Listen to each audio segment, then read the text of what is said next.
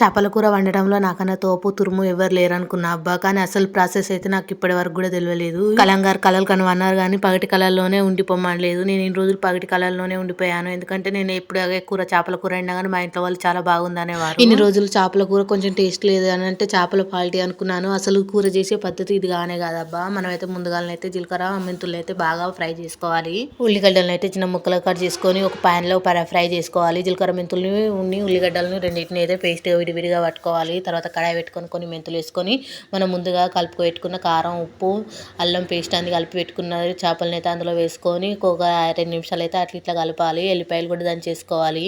Oil అయినా పైకి తేలినాక చింతపులుసు వేసుకొని లాస్ట్లో ఉప్పు కొత్తిమీర వేసుకొని మనం జీలకర్ర మెంతుల పొడి వేసుకున్నాం కదా అది కూడా వేసుకొని ఒక 2 నిమిషాలు అయితే హై ఫ్లేమ్లో ఉంచుకుంటే చేపల పులుసు అనేది రెడీ అవుతుంది. తెలంగాణలో అయితే ఇలానే చేస్తారు అబ్బా. మీరు ఎలా చేస్తారో కూడా కామెంట్ చేయండి. వీడియో నచ్చితే సబ్స్క్రైబ్. బాయ్.